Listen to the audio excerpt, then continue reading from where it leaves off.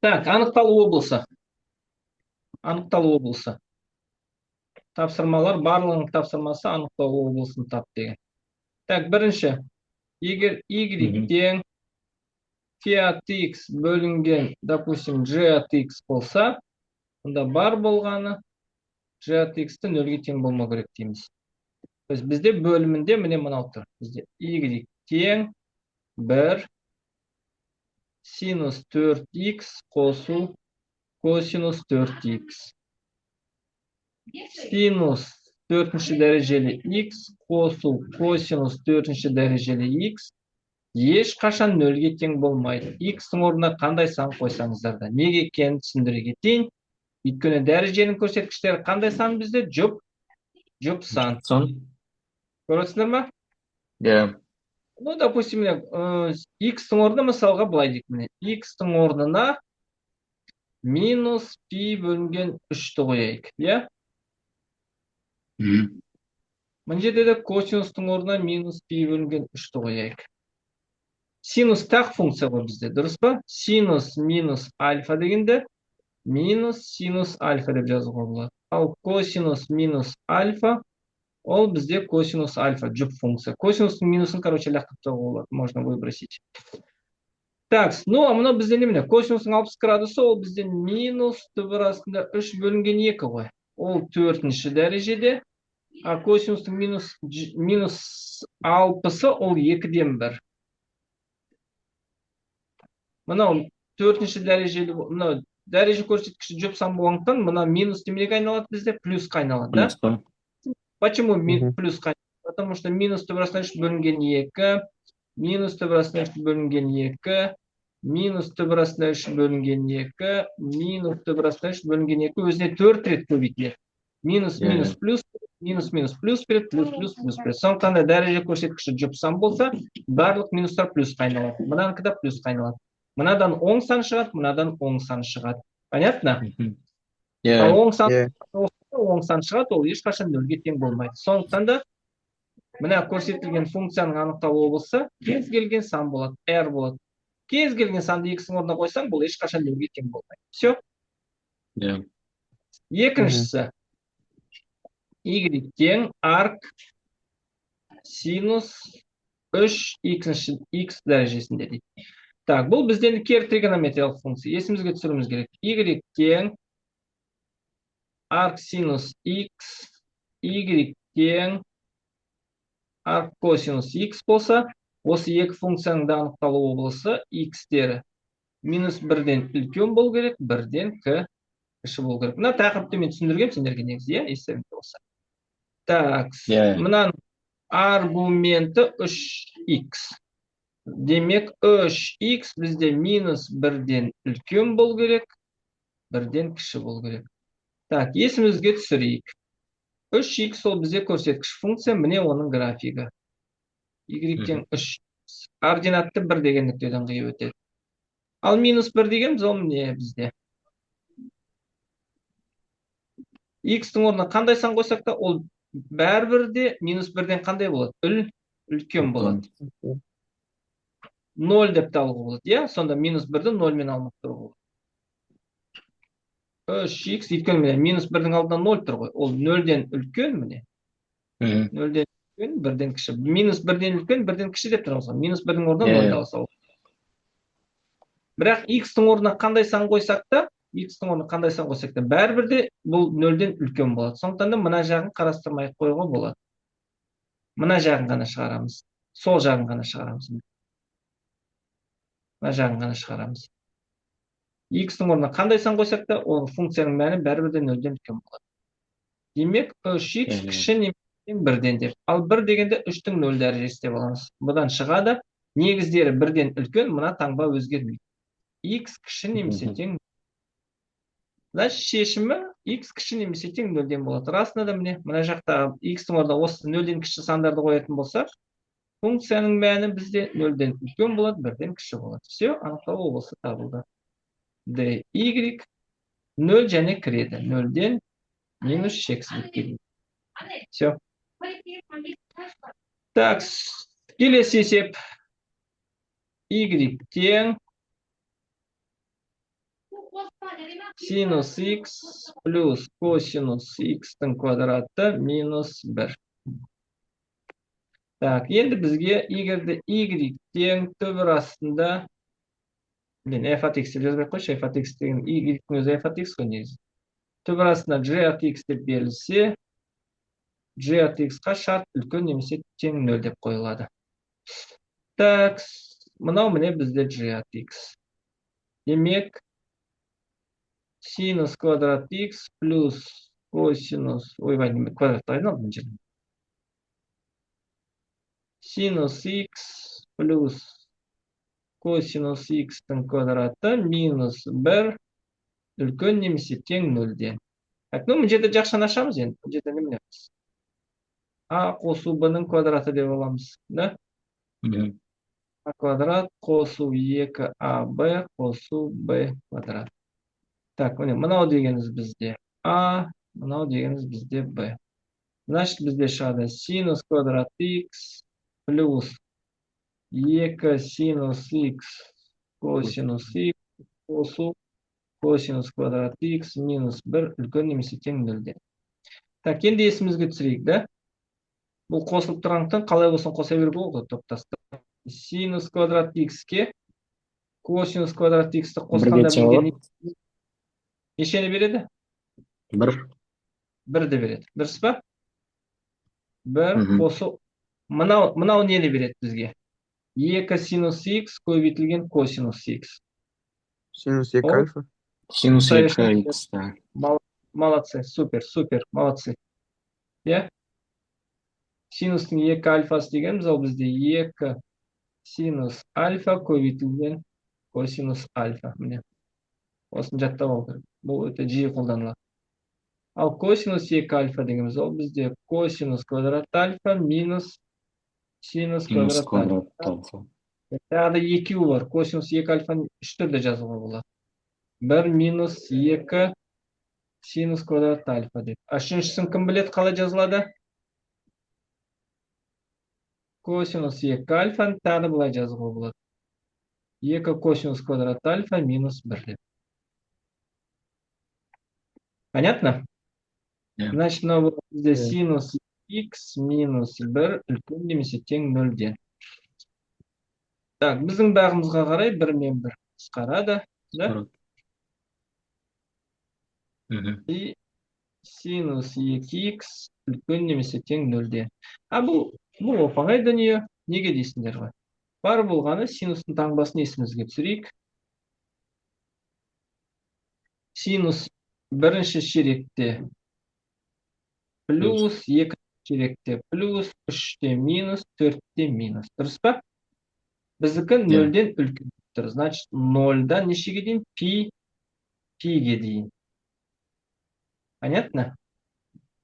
Мгм. Иә. 0-дан үлкен, пиден кіші болады. Демек, біздің аргументіміз 2x деген аргумент. 2x, ол бізде 0-дан үлкен болу керек. 0-ға 2 пи-ді қосамыз. 0-ға 2 пи-ді қосамыз. Және пиге де 2 пи-ді қосамыз. N тиісті z. Екі жағын 2-ге бөлеміз. Бұл жерде 2 қысқарады. Пи n болады. Кіші немесе тең. Пи бөлінген 2 қосу пи n. N тиісті z. Все. Есеп шықты. Так. Мен записьті қостым ба? Иә. А, все. Қостым ғой, точно. Да. Так. Келесі есеп. Мұнда былай дейді. Туынды дегеннен кейін мен туындыны алдым. Мына есептің тапсырмасы былай. Мынандай функция берілген. Y тең 2x минус 1 көбейтілген.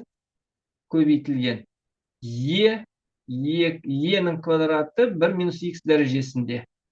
Осы функцияның максимум нүктесінде жүргізілген жанаманың теңдеуін жаз дейді. Так. Функцияның экстремум дегендерін есімізге түсірейік бірінші. Да? Тез.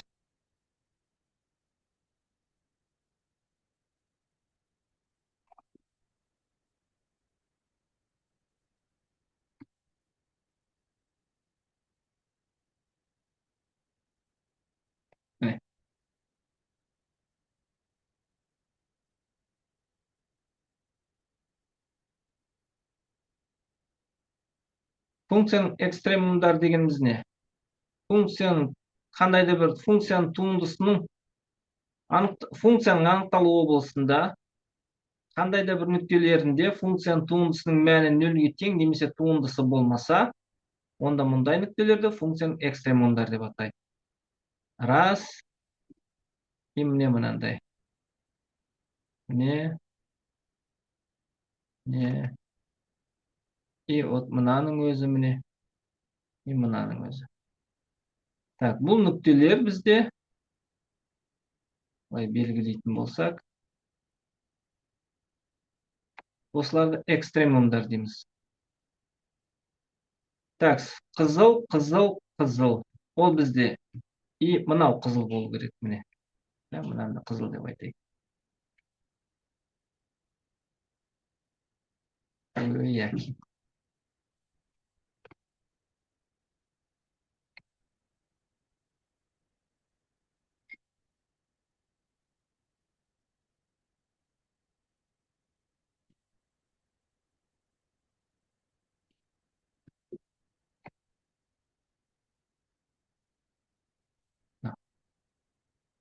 X, қызыл міне. Так, қызылдарды біз максимумдар деп айтамыз міне, жоғары тұрғандарды. Көріп тұрсыңдар ма? Алло?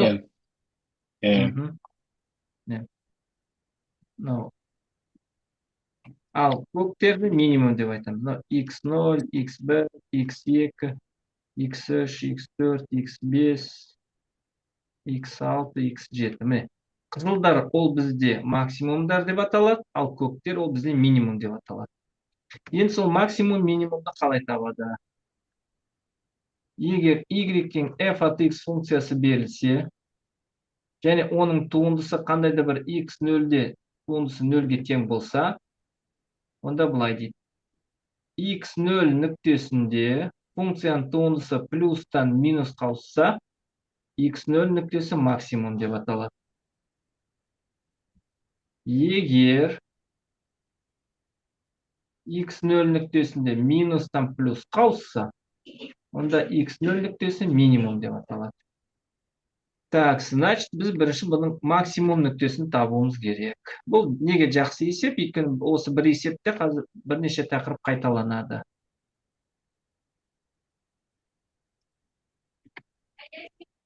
Мына функцияның туындысын табамыз. Бұл жерде бізде екі функция негізі көбейтіліп тұр. Мынау бізде u функциясы болсын. Ал мынау бізде v функциясы болсын. Так, енді функцияның дифференциалдау ережелерін есімізге түсірейік. U көбейтілген v штрих. Ол u штрих v қосу u v штрих. Туындысын табамыз. Так, 2x-ін туындысын аламыз. 2x минус 1 штрих көбейтілген e. Мына жерде жақшаны жасалам. 2-ні 1-ге көбейткенде 2. 2-ні x-ге көбейткенде 2 минус 2x. Сосын қосу 2x минус 1 қалады. 2 минус 2x-ін туындысын аламыз. Так. Бірдің туындысы, санның туындысы 1-дікі 0-ға тең. 2x-ті 2-ке. 2 минус 0 шығып тұр осында бізде. 2-ден 0 алғанда 2. 2 көбейтілген e. 2x. Так, мұн жерде қосу 2x минус 1 қалады. Енді қараңдар міне. Мұн жерде мұнан есімізге түсіру керек. Так, мұна жерге жазайын. Мен мұн жаққа жазайын.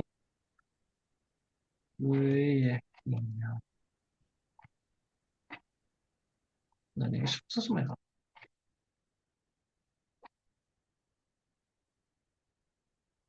Так, міне. 2x-тің туындысы x-тің өзі болады. Ал енді u штрих деп берілсе, оның туындысы u штрих көбейтілген u-дің өзі болады. То есть u дегеніміз бізде міне мынау болып тұр. 2 минус 2x. 2 минус 2x-ның туындысын аламыз, ол бізде минус 2 болады, өйткені 2-ның туындысы міне. 2 минус 2x-ның туындысы, 2-ның туындысы 0, 2x-тікі 2, минус 2. Ал сосын 2 минус 2x-ның өзі қала береді. Неме қылды 2-ң болмасын. Мына жерде міне x-ті допишу. Вот так вот. Түсінікті ғой, иә? Мына жерде. Так, енді мына жерде бүйтемін. Ана 2e 2 минус 2x. Мына минусты мына жерге жіберем. Минус 2e 2 минус 2x көбейтілген. Так, 2x минус. Так, минус 1. Да? Да, все верно. Так, енді мына жерде не істеймін мен? Мына жерде 2, мына жерде міне мынау и мынау бірдей ғой. Соны жақшаның сыртына шығарамын. 2 минус 2x жақшаның сыртына шығарам. Мына жерде қалады, менде 1 қалады. Мынаның орнында 1 қалады. Минус мынау мында да 1 қалады, оны жазбаймын. И мына жақша ғана қалады. 2x минус 1. Да? Так. Мына жерде 2 минус 2x көбейтілген. 1 минус 2x, мына жерде міне минус 1-ді береді. Мына жерде көрінбей тұрған шығар, иә? Мына жерде тамақ жазайыншы. Минус 1, былай міне. И минус плюс береді, плюс 1. 2 минус 2x. Мына жерде міне 1-ге 1-ді қосқанда 2 минус 2x. Все. Так, мына жерде тағы да жалғастырып жүруге болады. Тең. Мына жерде міне 2-ні жақшаның сыртына шығарсам, 2 минус 2x, 2, мына жерде 1 минус x. Согласны, да? Ана жерде 2-ні 2-ге көбейте салам, енді міне мына 2 мен міне мына 2-ні көбейтем, ол менде 4 болады. Онда окончательно менде шығады y штрих или y штрих, мына жерге, мына жаққа жазайыншы, сақтамай. Так, сонда менде былай шығады міне. Y тең 4e минус 2x көбейтілген x минус 1-ге. Енді мына нүктелердің барлығын міне кризистік нүктелер дейді. Сындық нүктелер дейді. Осы нүктелерде функцияның туындылары нөлге тең болады. Яғни абсциссасы осы нүктелер болатын функцияның графигінің бойында графиктер жанамалар жүргізсек, ол жанамалар бізде абсциссаға параллель. Яғни біз туындысын нөлге теңестіруіміз керек. Яғни 4e 2 минус 2x көбейтілген x минус 1-ді нөлге теңестіруіміз керек. Так, 4 болмайды, ал 2 минус 2x ешқашан нөлге тең болмайды. Өйткені бұл бізде көрсеткіш функция. Демек, бізде x минус 1 ғана нөлге тең болу керек, значит x 1-ге тең. Так, осы енді 1 деген нүкте бізде максимум ба, әлде минимум ба, соны білуіміз керек. Енді мен мына өңірлерді өшіремін. Мыналарды өшіремін. Енді бір-ақ нүкте шықты, бір ғана сындық нүктесі табылды. Сол нүкте бізде максимум бола ма, әлде минимум бола ма екен анықтауымыз керек.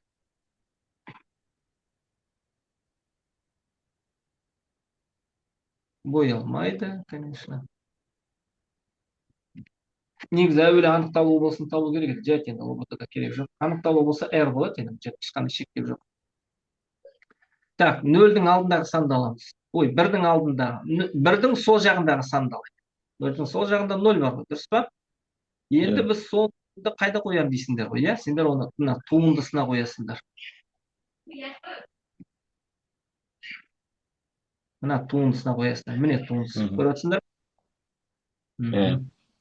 Так, x-тің орнына міне 0 қоямыз. 0, 0, 2-ні 0-ға қойып өткенде 0, 2-ден 0-ды алғанда 2, y тең 4 көбейтілген e-нің квадраты. Так, мына жерде x-ің орнына 0-ды қоямыз, 0-ден 1-ді алғанда минус 1. Мынау бізде онсыз да оң сан, минус 4 e-нің квадраты. Бұл бізде 0-ден кіші сан. Значит, мына жерде таңбасы минус болады. Мгм. Так, минус болады. Да? Ой, блин. Ёшкин. X минус 1 емес, 1 минус x қой. Олдар. Чё нетпейсіңдер? Чё не следите? 1 минус x қой мына жерде. 1 минус x. Вот. Значит, Я думаю, вы поменяли просто сами. жоқ. Егер міне қараңдар. A плюс b-ні b плюс a деп жаза бересіңдер. Ал a минус b Там минус тем. минус b минус a деп қана жаза аласыңдар. Понятно? Мгм. Да, Мгм. только так писать. Так, ана жерде мен просто өзім кішкене қате жібердім. Ну, бәрібір де ол солай 1 болады. Мына жерде x 1-ге тең болады. Бәрібір де 1 сынық нүкте. Так, Мгм. 0-ды қойған мына жерде 1 шығады, мына 0 қойғанда 0 болады. e-нің квадраты, короче, міне 1-де функцияның туындысы 1-де 4 e квадрат болады. А бұл бізде оң сан. Значит, таңбасы плюс. Енді 1-ден кейін 2-ні аламыз. 2-ні қойсақ, мына жерде минус 1 шығады. Функцияның туындысы 2 деген нүктеде, то есть 1-дің оң жағындағы санды алатын болсақ, минус 1 шығады, иә? Минус 4e. 2-ні алсақ, 4 минус 2, а бұл бізде 0-ден кіші болады. Мына бәрі де оң сан Мгм. болады, бірақ алды минус тұр бізде. Көрдіңдер ме? Минус шығады. Минус болады. Иә. Плюс қалса, мына 1 деген нүкте, ол бізде максимум. Максимум. Все. Максимум нүктесі болады. Енді жанама теңдеуін жазуымыз керек. Жанама теңдеуін есімізге түсірейік. Жанама теңдеу дегеніміз ол бізде y-тің f от x0 қосу f штрих x0 x минус x0. Так, бізде x0 ол 1 болып шықты. Максимум нүктесінде деп тұр. Все, әуелі функцияның 1 деген нүктесіне мән есептейміз. f от 1. y1 деп те жазуға болады мына жерде. Сондай айырмашылық жоқ. Бұлай да жаза береді. Так, значит, функцияның өзіне x-тің орнына 1-ді қоямыз. 1-ден 1-ді алғанда міне. Иә? 2 көбейтілген 1 минус 1 e квадрат 1 x-тің орнына 1-ді қоямыз 1. Так, 1-ден 1-ді алғанда 0, 2-ні 0-ға көбейткенде 0, ал e 0 дәрежеде бәрібір де 1 болды. То есть мынаның түгелі 1 болып кетеді. 2-ден 1-ді алғанда 1. Енді туындысында 1-ді қоямыз. Туындысы бізде 4 e минус 2 көбейтілген 1 минус 1. Так, 1-ден 1-ді алғанда бізде 0 болады. 0-ды мынаның барлығына көбейтсек, бәрібір де 0. Все, 0. Все, енді жанама теңдеуін жазамыз. Мына жерге жазып жіберейін жанама теңдеуін.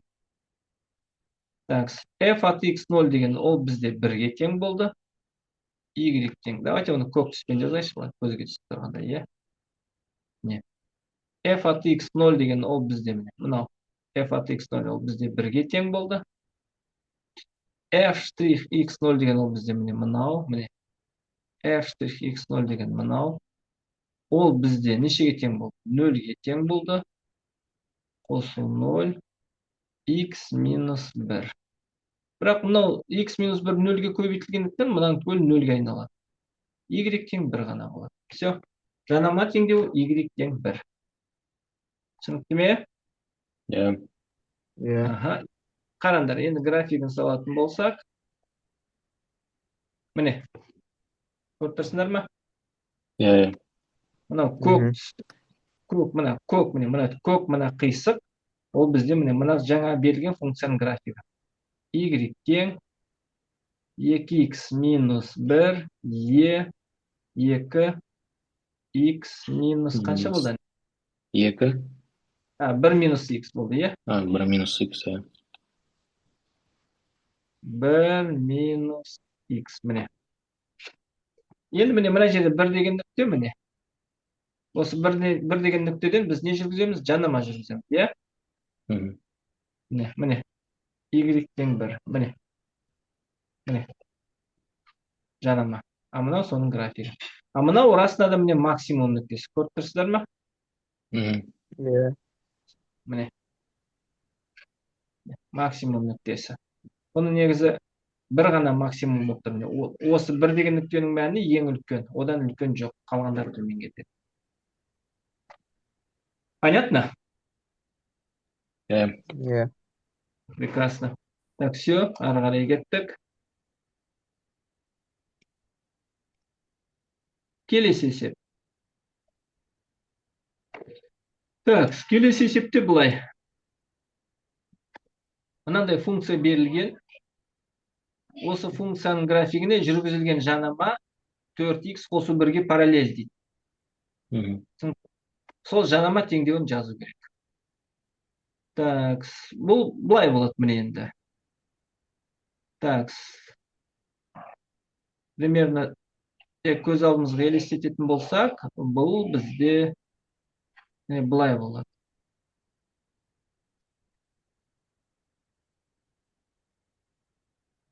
Так, 1, 2, минус 1, минус 2. Былай, міне и былай. Графигі кетеді. Мынау міне бізде y тең, міне қараңыздар. Мынау бізде міне y тең минус x квадрат минус 2-ның графигі. Көріп отырсыздар ма? 4x қосу 1. Ол бізде түзу болады. Так, ол 4x қосу 1 ординатты 1 деген нүктеден қиып өтеді. И так, примерно міне былай болу керек бұл. Так.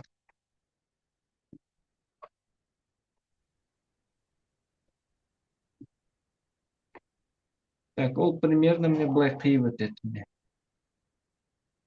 Міне графигі. 4x қосу 1. Ал енді біздің жанамамыз так, примерно міне осылай өту керек. Міне параболаны жанап өту керек. Көріп тұрсыңдар ма? Жанап өту керек те.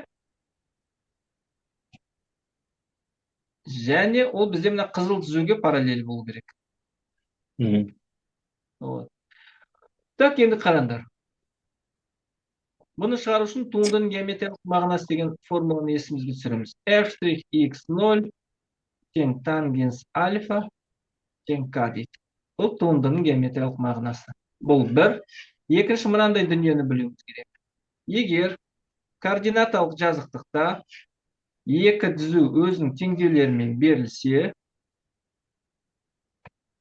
екі теңдеу деп қой. Екі түзу өзінің графиктерімен берілсе, және ол түзулер өзара параллель болса, так, біріншінің теңдеуі y1 дейік, ол k1x қосу b1 болса, b1 деген мына жерде. Екіншісі y2 тең k2x қосу b2, b2 деген ол мына жерде болса, және мынаны біз L2 түзуі дейік, мынаны L1 түзуі деп белгілейтін болсақ, және бұрыштық коэффициенттері тең болса, егер K1 тең K2-ге тең болса, да, онда былай дейді. мгм, Онда осы функциялардың графиктері, яғни түзулері параллель болады. L1 мгм, ке параллель болады. Понятно? иә, Ну, допустим, мне былай мне. Y тең 2-ден 1 x плюс 3, y тең 2-ден 1 x минус 2 дейік.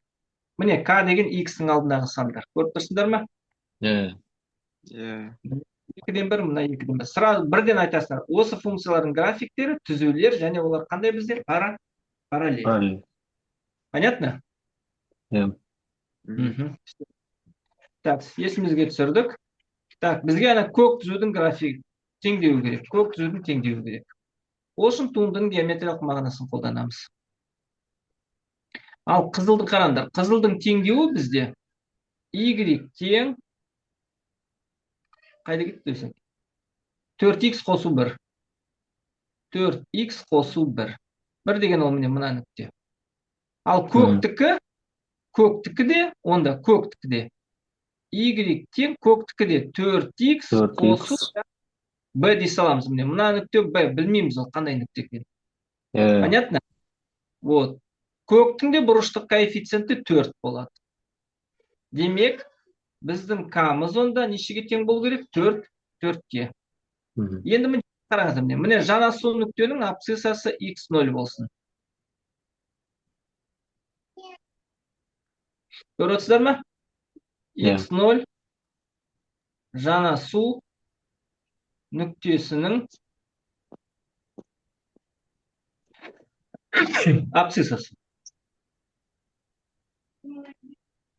Демек, егер біз функцияның туындысын тапсақ, яғни y штрих тең минус x квадрат минус 2-ның туындысын аламыз. Минус x квадраттың туындысы минус 2x, 2-нікі 0. И на выходе просто минус 2x.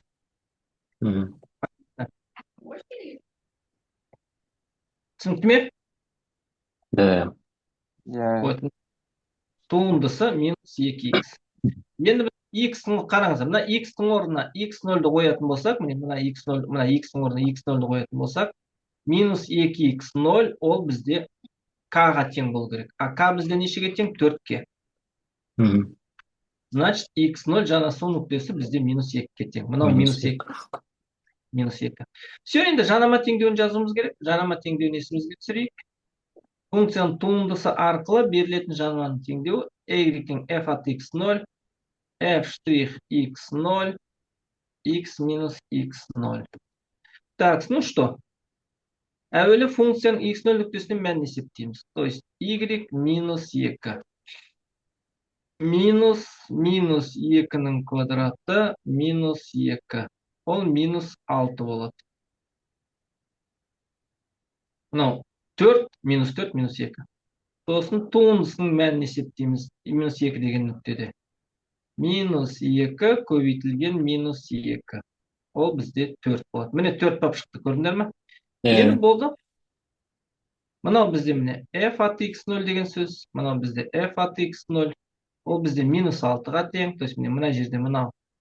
Или міне бұл вот так вот міне. Мынау бізде минус 6. Минус 6. Қосу f штрих x0. Ол мынау бізде 4. Мынау 4. Так, көбейту x минус x0. x0 бізде нешеге тең? Минус 2-ге. Да? Так. Минус 6. Қосу 4x. Мына жерде минус бізде плюс береді. Я? И плюс 8 болады. Так, да, тең, на выходе бізде немене болады? Шар беріште 4x-ті бірінші жазамыз. 4x минус 6 қосу 14. Там минус еще. Да, минус. Да, плюс 2. Плюс 2. Сонда жанама теңдеу бізде y тең 4x плюс 2. Помните, мына жерде b дедік қой? Сол b-міз бізде нешеге тең екен сонда? 2. 2-ге тең екен. 2-ге. Поняли, да? Да. Біз енді әуел бастан білген жоқпыз ғой, қайда білесіз? Оказывается, мына жерде міне 2 деген сан тұр. Мынау 1 болса, мынау 2 екен. Понятно? Все. Мынау жауабы. Есеп шықты. Туынды. Так. Үшінші есеп.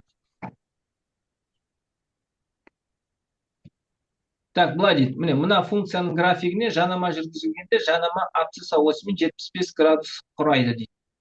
Жанасу нүктесі абсциссаларын табыңдар дейді. Так, қанша уақытымыз қалды екен? Анда көретін жері бар ма? 6 минут. Ол нормально. Мынаны үлгереміз есепті. Жетпей қалама деген. Так, міне қараңдар. 4 минус x квадраттың графигі былай. Минус x квадрат тармақтары төмен кетеді. Түсінікті? иә 4 деген Иә. мына болады. 4 деген міне мына нүкте болады. Так, ал мына функцияның нөлдері дейді мына нүктелерді. Ал функцияның нөлдері -2 мен 2-ге тең. Ана нөлге теңестіресіңдер ғой соны. X квадрат тең 4 деген сөз осында. 2 мен -2. Так, ну бұл даже не важно в нашем случае. Ну, важно вообще-то. Образует. Енді осы функцияның графигіне жанама жүргізген дейді. Сол жанама абсцисса осымен 75 градус бұрышты құрайды, жасайды. Дополнительный вопрос спрос. Так, ну, допустим, мне вот так, мне, былай тек, мне жанама жүргізілді. Көріп тұрсыңдар ма? Мгм. Так, и 75 градус дегенді көрсетейін міне. 75 градус, ол бізде міне мына жер болады. Міне, мына жерде 75 градус болады. Видите, да? Да. Вот. Ал мына жер, жанасу нүктесі. Бізге міне осыны тап деп тұр. Түсінікті ғой, иә? Міне мына. Міне. Осыны жанасу нүктесінің координаталарын тап дейді. Поняли, да? Иә. Бит белгілеп қойып. Мне кажется, минута осталась. Вы же 46 начали, да? Сейчас постараюсь успеть. Міне, мынау бізде x0, үлгермесем өздерің аяқтайсыңдар. y0. Короче, бізге x0-ді табу керек. Да? Так, туындың геометриялық мағынасы f'(x0) тең тангенс альфа тең k. Так, ну бізде наоборот альфа нешеге тең? 75 градусқа. Дұрыс па? Функцияның туындысын табамыз. То есть y' 4 минус x квадраттың туындысын табамыз. 4-тің туындысы 0, x квадратты 2x. Так, ол минус 2x болады. Понятно? Жанасу нүктесі x, яғни қараңыздар, x-тің орнына біз x-тің орнына x0-ды қойсақ, ол бізде тангенстің 75 градусына тең болу керек. Так, ну а тангенстің 75 градусын 45 қосу 30 градус деп аламын. Понятно? Иә. 45 қосу 30 градус деп аламын. И ол бізде мына жерде, давайте формуланы есімізге түсірейік. Тангенс альфа қосу бета. Да? Кто помнит? Ол тангенс альфа қосу тангенс бета 1 минус тангенс альфа тангенс бета. Ясно? То есть тангенстің 45-і қосу тангенстің 30-і. Мына жерде 1 минус тангенстің 45-і тангенстің 30-і. Да? Так, тангенстің 45-і ол 1-ге тең. Қосу тангенстің 30-і түбір астына 3 бөлінген 3. Так, 1-ге тең. Тангенстің